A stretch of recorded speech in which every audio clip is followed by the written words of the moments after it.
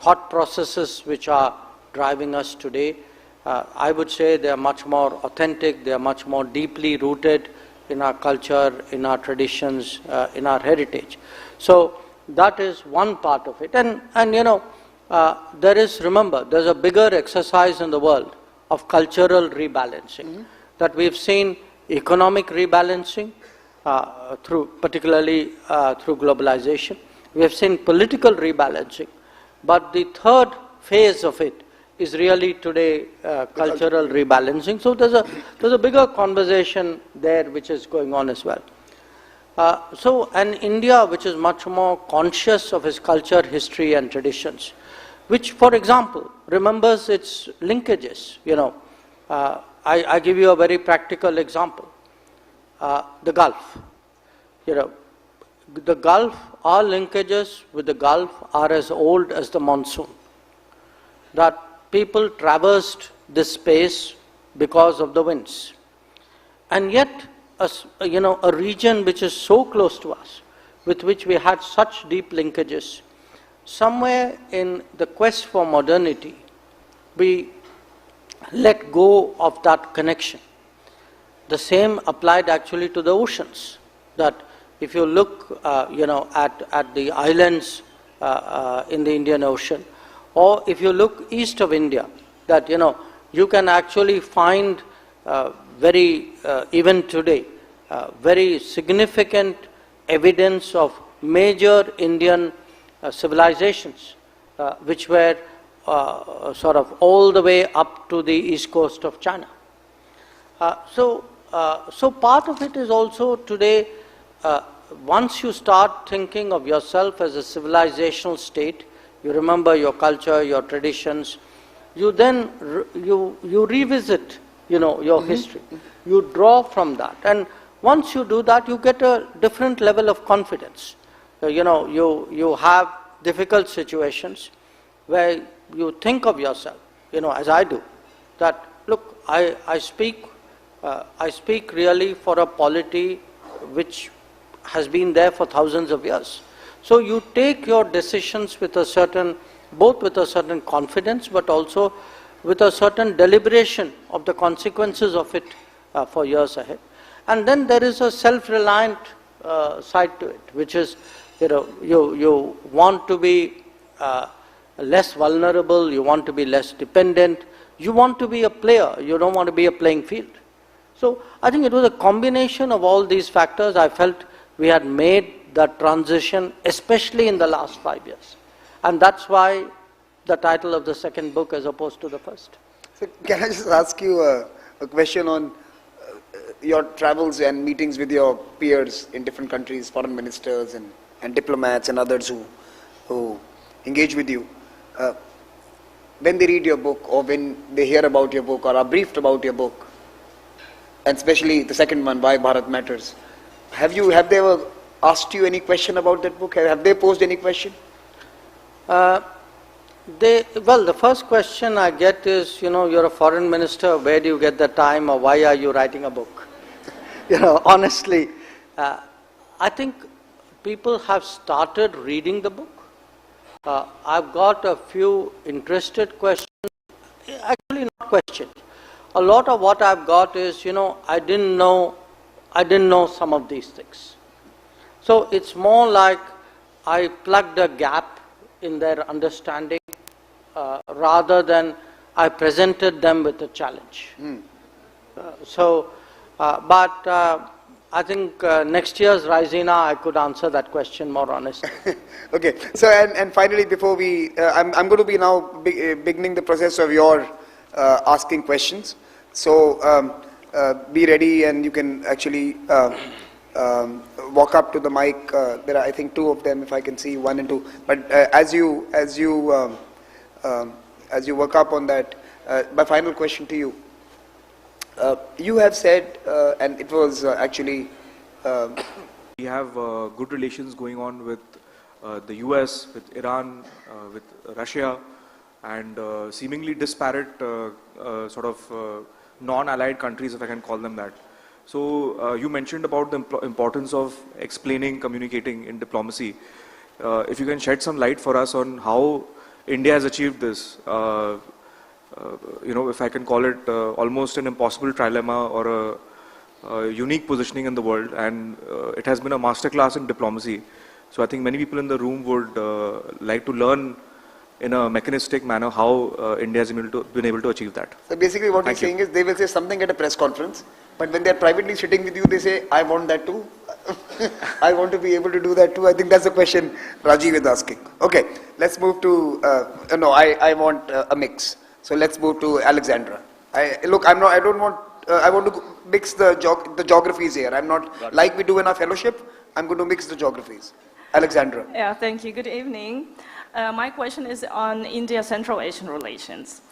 Today, the 5 Central Asian countries are increasingly operating as a group. So today, in the past 2 years in particular, vis-a-vis major powers and regional entities as a so-called C5+1 format. And India was among first actors to initiate meeting in this format.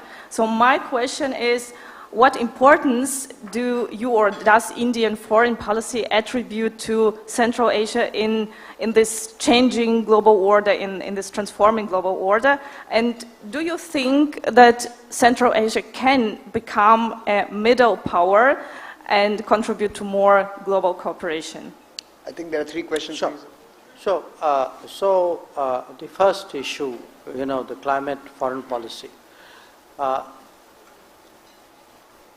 Well, if you look actually at the last decade, it's very interesting that you had India, which was often perceived as the difficult country in the room, come up with ideas and suggestions and innovations and initiatives. So at COP21, we actually started the International Solar Alliance. At the COP26, we were pushing the, what was called the One Sun, One World, One Grid, the idea that you could actually imaginatively take renewables across the world. There were other initiatives like building for disaster resilience, and in fact, before the G20, there was even the message that climate change is not something you should leave necessarily to governments to do, that each one of us can make a difference, and we can make a difference by changing our own lifestyle. So if we actually had a lifestyle which was friendly for environment, that itself would, if you add up 7 billion lifestyles, you would get some concrete result out there. What we have seen in this country, one of course has been a massive expansion of solar energy, and one of the new programs which has been announced this year is actually the rooftop solarization, so that every house in a sense is in an individual manner is adding to to the renewable usage. I would say there's been a kind of a shift in the thinking of people. There's a much greater awareness which is encouraged by the government about taking lifestyle choices, about taking policy choices. You can see an expansion in public transport, mass transport, for example.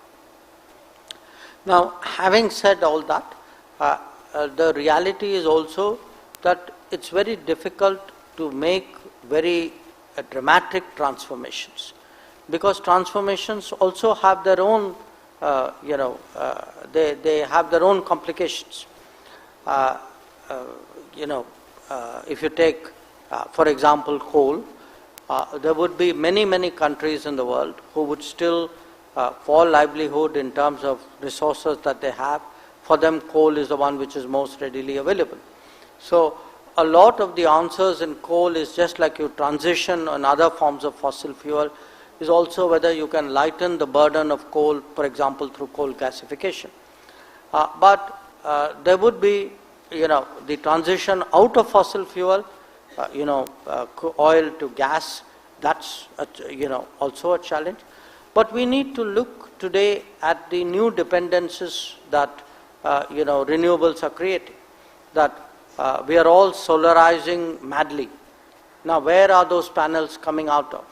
Where's the battery storage technology? So, are we actually in a geopolitical way, a geo-economic way, are we actually creating new vulnerabilities for ourselves? I think that's really a question also that needs to be addressed. So it is a complex debate, but I definitely would say when I see let us say starting from Kyoto to Dubai, the journey which COP has made, I would certainly say that this country and this country's policy has evolved very much in a direction which is sensitive to climate change. Her question was India-EU partnership there. Yeah, on India-EU partnership, in fact, we have a practical partnership with we have a partnership with individual countries. We have a partnership with EU as a whole.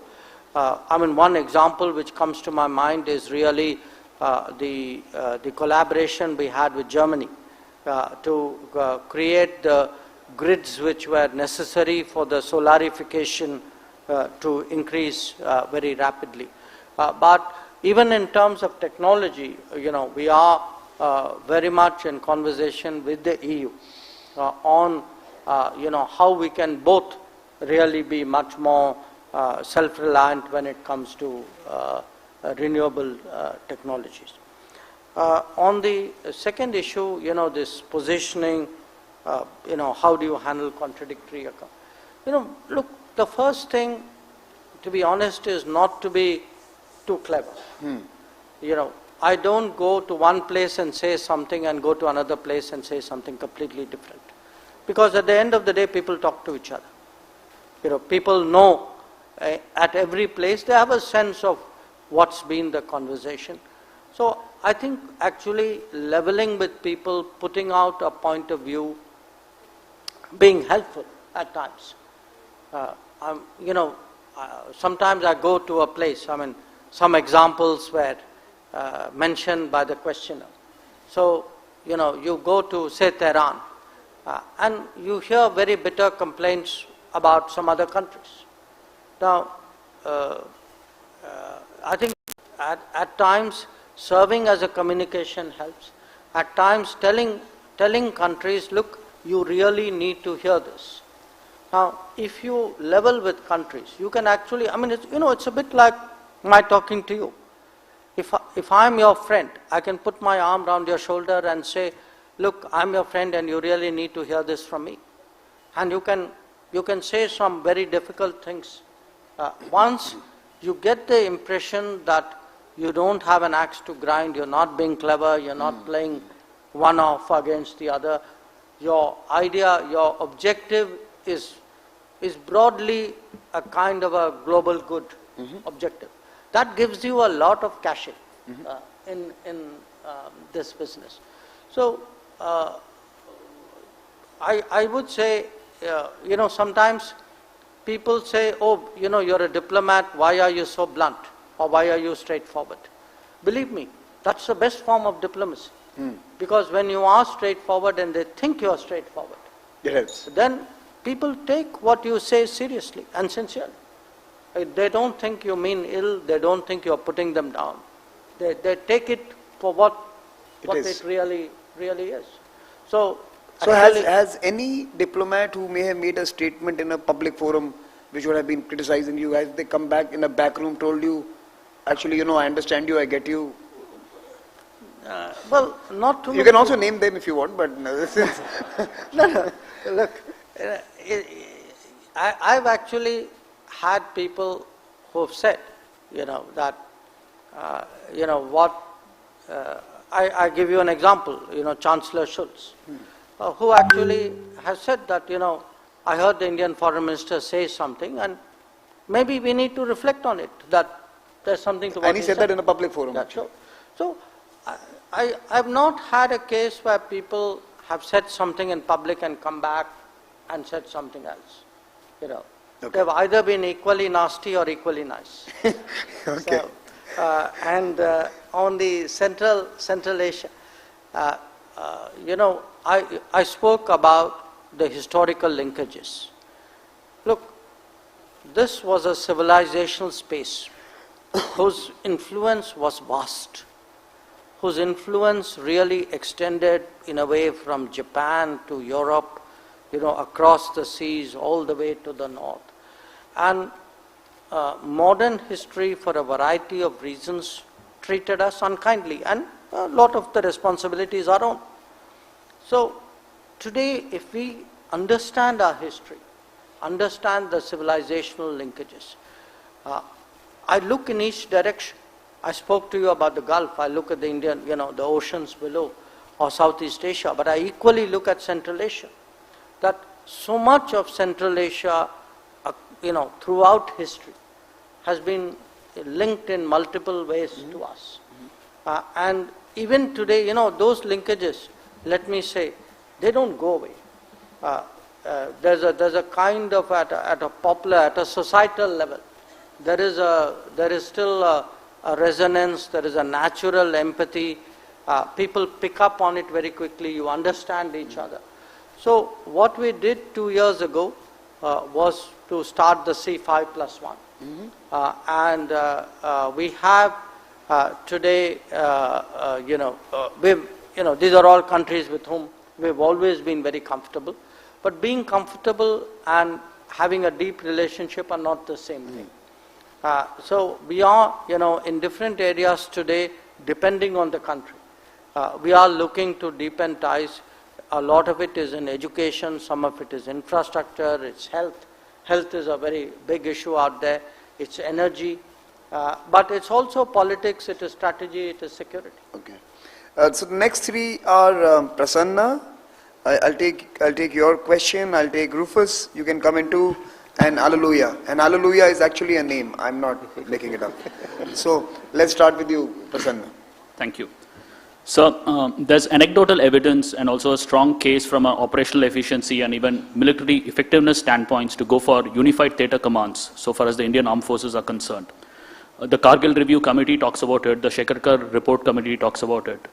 However, the progress that India has made in this regard has been abysmally slow, and given the growing interlinkages between a strong armed forces and geopolitics, given the rise of China, what is your view and also an honest assessment of India's trajectory towards a unified theatre commands? And also... No, only one question. That's it. We have many more to get. Are you a military guy? No, he used to serve under Mohan Parekarji in his office. So okay. he has. So answer is kind of. Kind of. I mean, not military, but yeah, nearly there. But his persistence was like that, in wanting a second one as well. Okay, Rufus, let me get on to you. Many thanks.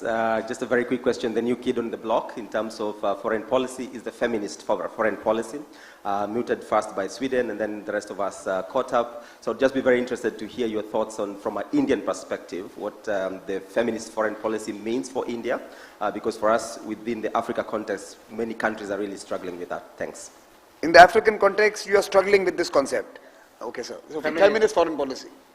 Okay, Hallelujah, third. Thank you. My question is regarding the nuclear weapons. The past few years witnessed significant rise and escalation in the conception and use of nuclear weapons, and we've been hearing, for example, the possibility of tactical use of nuclear weapons by Russia, and in the past few weeks or so, witnessed, the U.S. accusing Russia of aspiring to have nuclear weapons in the space, and we also read that Iran has weapon-grade uranium that could result in significant escalation. Question, short and sharp. Yeah. Question. So that was the context, and as a foreign minister of a nuclear power, and as a scholar who did his PhD on nuclear diplomacy, how worried are you about the possibility of a nuclear confrontation of the use of nuclear weapons in one way or another? Thank you. Okay, can you take one more this turn? Okay, let me turn to Henry. Hi. So we've heard pretty much talks. Come close to the mic and either lift the mic so that it can reach you or bend down and reach the mic. Is this okay? Yeah. Right, so we've heard throughout the Raisina that the rise of India and that it would require more seats, more responsibility for India in the global arena. We hear all about the Permanent Security Council. Yet during your rotational turn in Security Council a couple of years ago, there were quite a few vetoes. Now, that being said, what kind of a global actor would India be if it gets more seats and responsibility? And wouldn't that have a fundamental change on India's foreign policy and its nature if it would end the hedging position and sort of balancing between great powers if you'd have to take a stronger stand on issues? Okay. Are we going to take a stand? Are we going to hedge? That's the question. Okay. And so I think you mentioned something like that in the morning of how you portray choice. Anyways. So let's start with the unified theatre commands. You know, I've largely observed the armed forces with a lot of interest and some responsibility from outside. I had the privilege of working with them directly in one part of my career. And I would say it's much easier to in a sense, analyze why a theatre command should come about. And today, the merits of that are accepted. It's a very different task to actually make it happen. And this is not unique to India. I mean, if you look at other countries who have been through that process, the US is a very well-known example, you know, the Goldwater-Nichols Act. But the whole debate which preceded and succeeded that, China has been through that experience. So I don't, you know, some of the characterizations, the impatience of the analyst doesn't take into account the complications of the forces concerned. It's a much harder thing to do. There are many departures from the way we work. There are different assignations of responsibilities which come with it. So in many ways you conceptualize, let me tell you, when you look at the world through theatre commands, the world itself looks to you very differently than it does when you have, in a sense, three forces and each service has its own command. So I would, I understand your sentiments and your enthusiasm for this. As I said, as a fundamental concept today, that is accepted in this country. But I think you need to bear with with all the the wrinkles and the second, third order effects of such a change being implemented. The feminist foreign policy, that's kind of interesting to me because in my, one of our objectives in the G20 was to push for women-led development. And to my surprise, I found it a bit of a tough sell. It didn't get as readily embraced as I thought it would. But in different ways, I see it featuring, in our foreign policy. We actually, when it came to climate change, the first question, we found that you could propagate a message and even build capabilities much more effectively if your resource people were women. So we had this very successful program called Solar Mamas, and these are people who, particularly in the Pacific Islands, but in other places as well, have been individually trained and incentivized to look after solar facilities. When it comes to development projects, we do. Today, India has development projects in roughly 80 countries across the world, 78 to be precise, more than 600 big projects. A lot of these actually have a significant gender sensitivity which is built into it. So one part of it therefore is actually your policy, what are your goals, what are you looking to do, but the other part of it is example. So when we ourselves today legislate that 1/3 of your members of parliament or members of legislature will be women, if we have policies which are designed to address gender gaps of various kinds in education, in health, I think that too and you also had a statistic last time, I'm forgetting the numbers, but the number of women diplomats today in the newer batches you had mentioned. So I was going to kind of conclude with that. So one part of it is your vision, your goals, your mission in a way. One part of it is how do you implement that.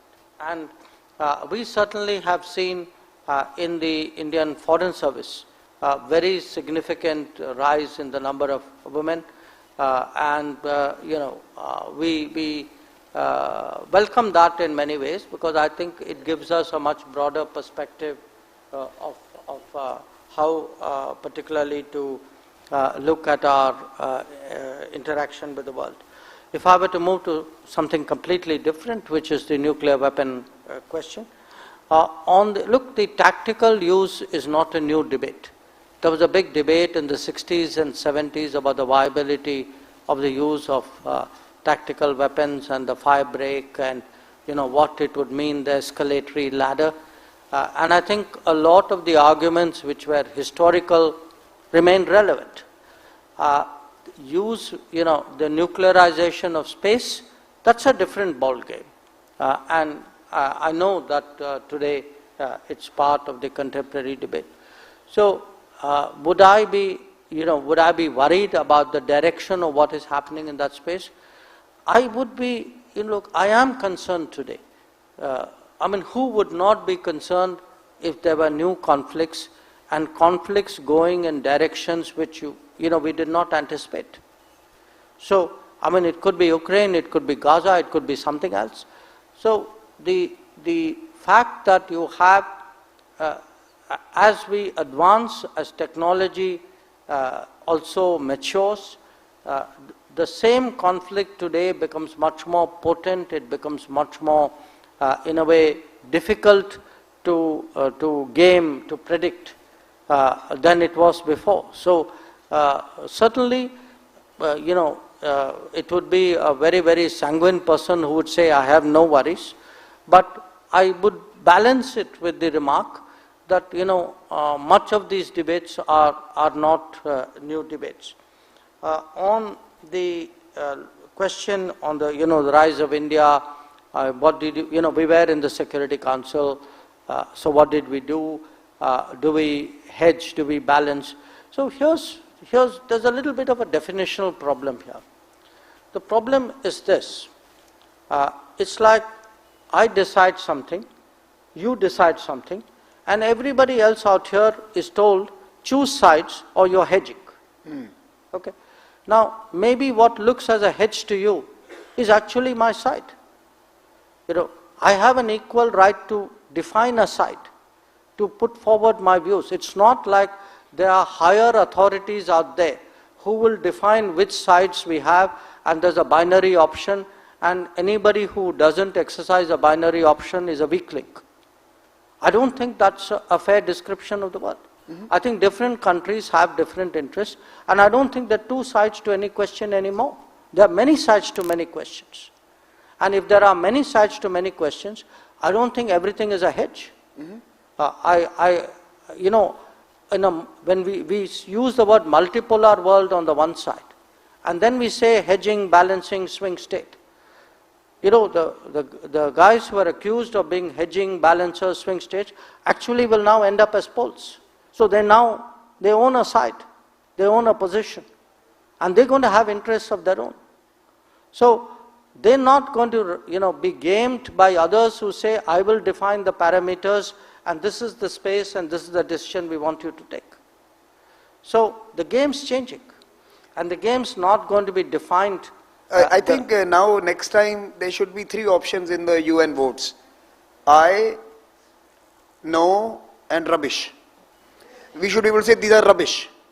And I think it's fair to say that because sometimes the options given are rubbish. I think that's a good third option, sir.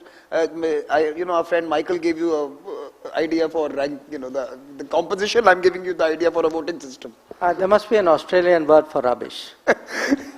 Let me bring the last set of questions. I can only take 3 more because we are running out of time. And I had promised the minister I'm going to leave him by 9:50. So 3 more questions, short ones. I don't want context and I don't want speeches. I want just questions. And Lauren, I'm looking at you and saying this. Short, sharp question. So I'm Lauren. No, okay. I want to ask you. Don't open the phone from the heart. I want short question. Yeah.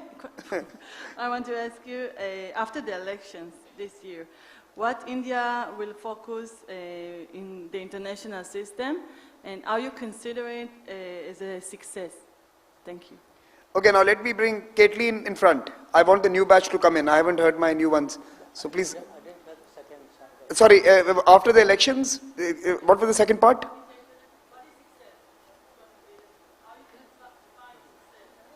Define success. Okay. Okay. Caitlin. Hello, I'm Caitlin. I'm from Australia. And I'm part of Since you mentioned an Australian, I wanted one. I'm part of the Raisina Young Fellows program. I would like to know, you mentioned recently that the multiple personalities of a Hindu god equated to the relationship of the Quad plus France. You said when they meet, suddenly everything starts to work. I would like to hear you speak a little bit more about that, unpack it, and then talk about what priorities you see for the Quad Summit this year. That's a very long question, but maybe a few priorities only, sir. Okay, let's go with my friend, Mohammed.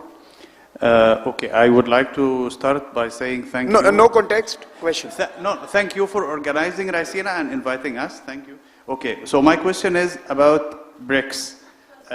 Last year, there was an expansion of BRICS that included some countries, including Egypt, my country.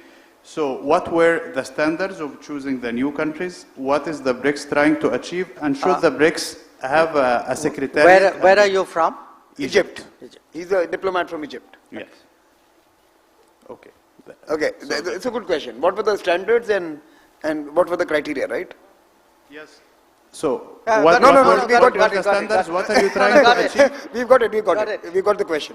Great question. Okay. Next. I am tempted to give it to Christoph. So, Christoph, you've been standing there patiently. Go ahead with your question, but don't make it predictable because I know what you're going to ask. Now, try to surprise me. Yeah, I try. I would like to congratulate on the term cultural rebalancing and an observation. Thank you. And this is my question goes a little bit maybe surprising way. Every great power, every rising power since Germany in the 30s to let's say China in the early 2000s basically made itself prominent by the means of sports and games and Olympic Games. Do you think sports would be part of India's also role and presence in the world? Yeah. So is that the end or can I take one more? You can take one more. Okay, Rian. Thank you, Samir. I'll keep this. You had that look on your face that compelled me to give it to you. So my question is regarding the Indian diaspora that you will find in all corners of the world. They've achieved a huge amount of success in multiple fields recently as political leaders. So I'd like to ask, how do you see the Indian diaspora and people of Indian origin contributing to your vision of Bharat? The Indian diaspora and the vision of Bharat, right? Yeah. Have you engaged with them on the vision of Bharat, the Indian diaspora? No. I still will finish this. And okay. Go ahead. No, we can stop here. You'll take one more round? One last round. Okay, good. Okay, then we are going to do one more round. So, I think the first question was, after the elections, what would you define as success, right? Mm-hmm. So first of all, thank you that you are figuring out what the direction of the elections are going to be. That's very, very perceptive and wise of you. And what would I see as success? Now, so look, the last 10 years, I think in many ways, we have contributed more, we have been more visible, we have tried to shape things more, we have taken more responsibility, and I think every one of those aspects, and I can give you examples for each one of them, each one, they would grow. But sometimes it's good to put things in some kind of number. And the fact is that today we are a shade below $4 trillion. We would be almost double that by the time we finish the next term. Mm-hmm. So if you look in terms of resource, and what this, people use this GDP number as a marker, okay? It carries a lot of implications. It means your trade will become bigger, it means your investments would be more, it means your influence would be greater, your overall weight goes up in the system. So I would say in many ways that by the time we reach the end of the decade, it's very clear we would be the third largest economy. But more than that, some of the big changes which are taking place in the world, and to me, as I said, re-globalization, resilient supply chains, the idea of a global workplace where there's mobility, where new businesses, the chips, the semiconductors, the batteries, the electric mobility, the renewables, all of these would require a very different kind of international economy. And it's there that, we can bring our human resources really into play. And to me, when I, conceptualize the world ahead, these are to me the new factors of change, and that's something I have written about in the book as well. On the Quad, the analogy, analogies are meant to be useful, not always literal. But the idea was that, I find it as someone who's been, with the Quad all through, including the first attempt. I find Quad actually very comfortable to work with, my Quad colleagues. There's a lot that we share in our way of work.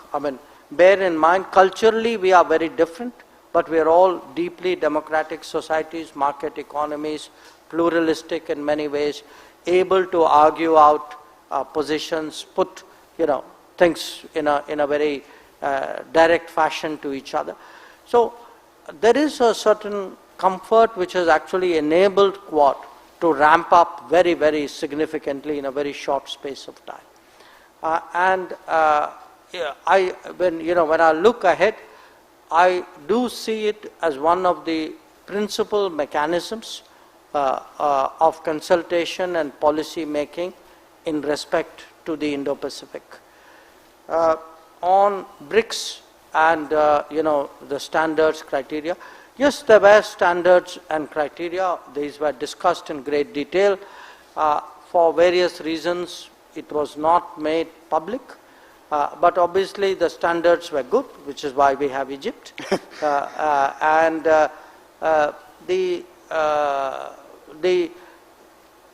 There were certain specific issues which were considered while taking the decision, but there was a broad alignment. Do these countries align with the nature of BRICS, with the positioning of BRICS, the sort of thinking of BRICS? And I think that was the overall overarching criteria, thinking which really guided the selection of members, along with some kind of geographical regional balance.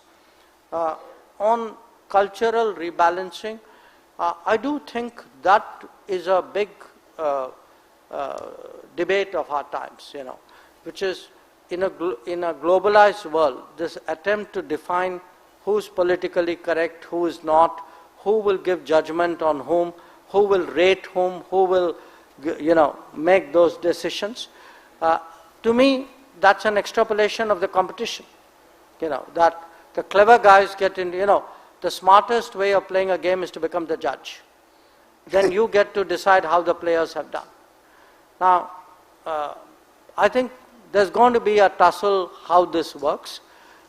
And my sense is if the economic diversity and the political diversity of the world have asserted themselves, I can't imagine that the cultural diversity will not do that. So I see that as something is coming.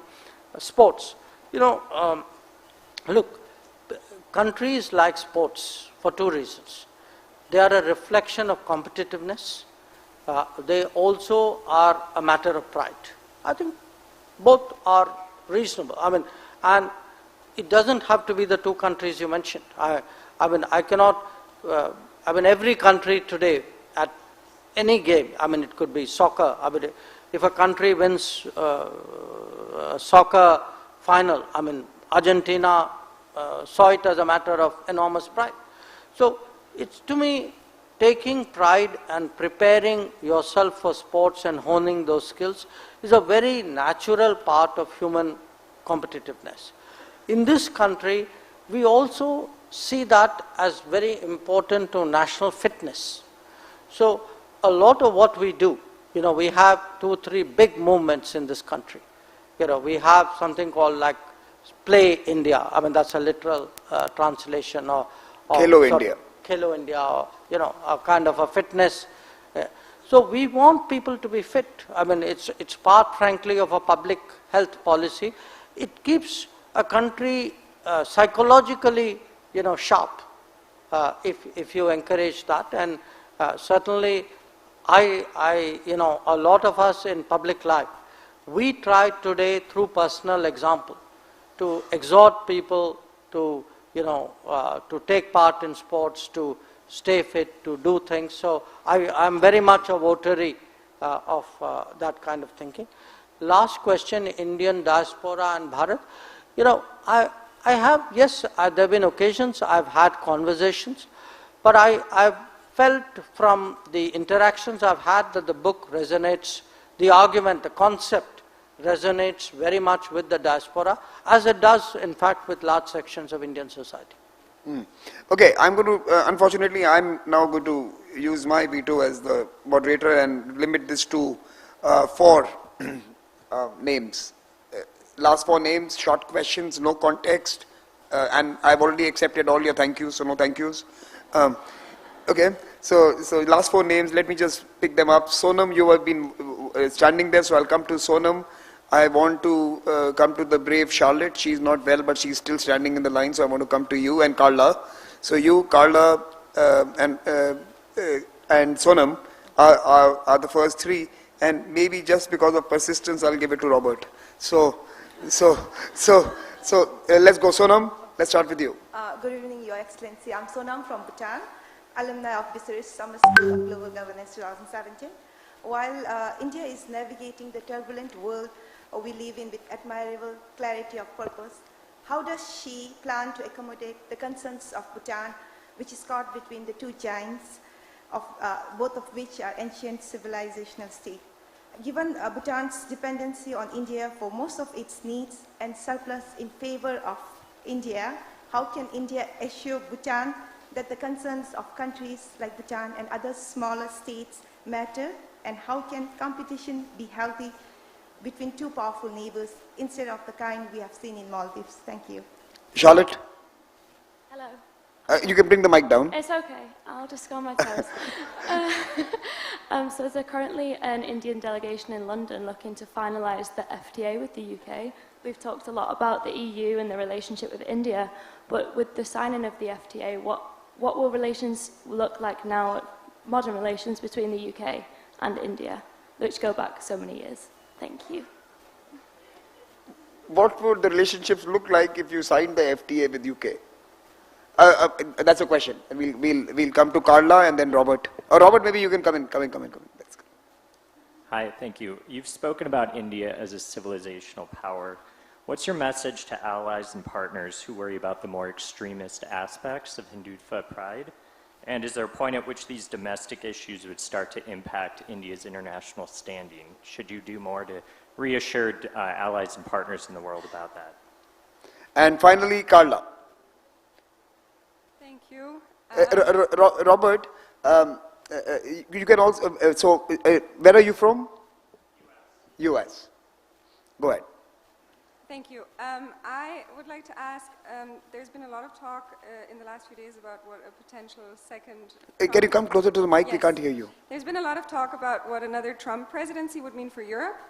I would like to ask you, what do you think it would mean for India, also with a view to America's China policy? Thank you. Okay.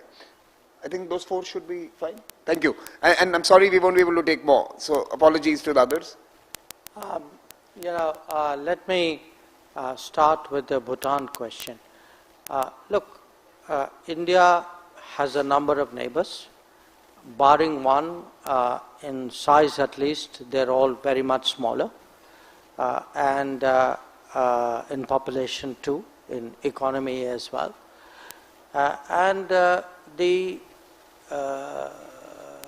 The neighborhood first approach is really to be generous, to be non-reciprocal, to be sensitive to a lot of these neighbors. Now, neighbors will, at the end of the day, like any sovereign country, make choices and take policy decisions which suit their interests. So, in the case of Bhutan, I think for many decades, the government of Bhutan has found that its interests are best served by having a stronger, very strong relationship with India. That has been borne out on the ground by a number of developments. Bhutan, for example, a large part of its economy is to generate electricity, and the revenues, it sells that to India. The revenues are obviously very helpful to Bhutan. They get a lot of tourists from India. A lot of the logistics of Bhutan go through India. So, this is not just Bhutan. I could in different ways make the case for some of the other neighbors as well.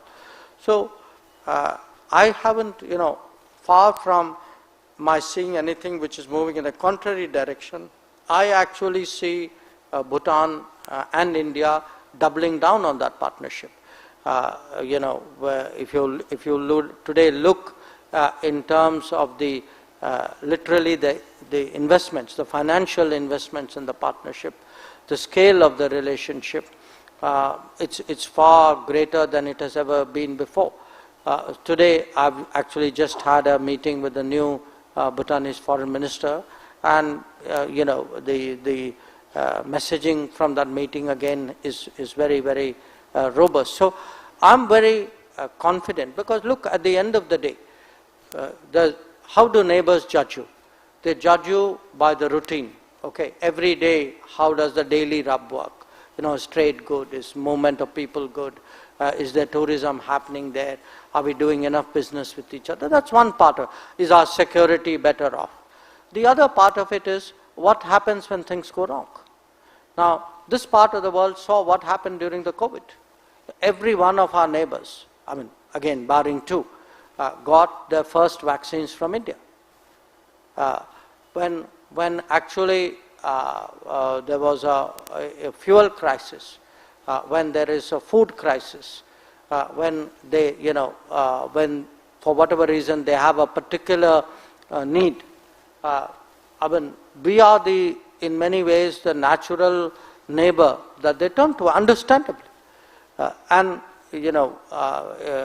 Perhaps nothing could be more graphic than what happened in the case of Sri Lanka. That Sri Lanka hit, what was the perfect storm. And at that time, frankly, the rest of the world, stood there with their hands in the pocket and watched Sri Lanka go through that storm. And it actually took a neighbor like India. And we, at that time, made what was for us an unprecedented decision of putting out a package of $4.5 billion for Sri Lanka. So, finally, good days, bad days, rainy days, sunny days, neighbors finally know who are the good neighbors. And I think I have every confidence that is the case with Bhutan as well. On what would life be like if we did the UK FTA, I would say the FTA is done, if there is a balanced mutual, they get the terms right, which they would, because, they won't do an FTA if they didn't get the terms right. I suspect, both countries will stand enormously to benefit, because today, how do different economic production and consumption centers deal with each other is actually a very major point, and to the extent we can facilitate it, and certainly FTA is one way of facilitating it, connectivity is another way of facilitating it, digital flows is a third way of facilitating it. So the reason why we are engaged in this exercise is precisely because both of us see a lot coming out positively from that FTA. On the civilizational power, look, again, is India a civilizational power? Absolutely. It is a civilizational power because it has been around for thousands of years, and there is a certain, I would say, a certain gravitas and a certain mindset which comes from having a long history and approaching the world with a very considered, deliberate, responsible, mature way. Now, the question, are there people in any country, including India, who others would regard as extremists? I think it depends on your point of view. Some of it may be true, some of it may be politics. What also happens is you can have countries who would judge you by their own political standards. There are countries which have vote banks who think, therefore, the rest of the world should also have vote banks. As I said, this whole ratings business. No, actually, now I remembered, I was saying we heard something like this in the morning. That's why I asked him. Because I remember saying in the panel that I was moderating, that in geopolitics there is sledging. And this is amounting to sledging. If you don't like something, you would possibly use it as a way of, unsettling you. So I'm sure some of your travels would have seen some of this sledging. Well, geopolitical sledging. There's that, I don't know how many of you do follow cricket. There are two ways of doing with sledging. One is to sledge back, the other is to hit a six. So you take your choice. Okay. But the fact is, look, we are a very open, pluralistic society. We are frankly far more plural than any other country I can think of in the world. Now, to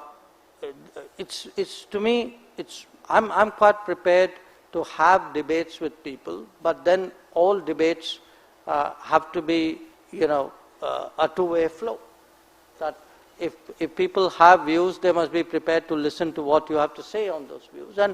And my sense is today, this attempt really to impose your politics on the other person is very much a driver of these kinds of comments.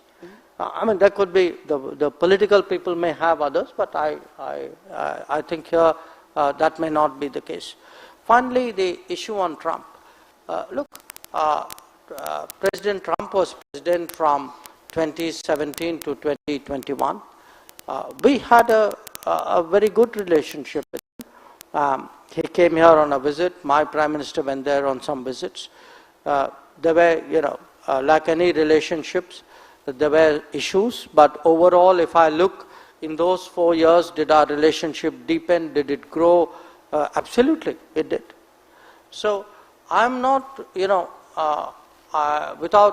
it's not just, President Trump. I think if you look at India-US, from perhaps Clinton, with every presidency, the relationship has actually deepened. Now, you could attribute it to structural structural, advantages. You could attribute it to clever diplomacy. I'm modest about it, but the fact is, it has grown, and I have every confidence that it will continue to do so. Actually, if countries could come out unscathed, both under the Obama presidency and the Trump presidency, and were able to do well during the last 3 years as well, that would be deft diplomacy. So I think Indian diplomacy deserves a round of applause, and the Indian Foreign Minister deserves a round of applause as well for having done well in the last years.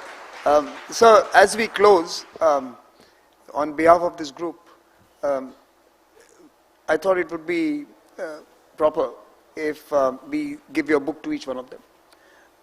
And we have distributed that. Some of them sneaked in and got signatures back. I don't know if it would be possible, but at least for the 60 of the current young batch, if it would be possible to send you back those 60 books and find some time for you to sneak a signature in over the next few days, then at least the current batch could go back with your sign. And I know 200 is a big number to ask you to sign. Done. So thanks a lot for doing that, sir. And please join me in thanking Dr. Jaishankar for his time and his intervention.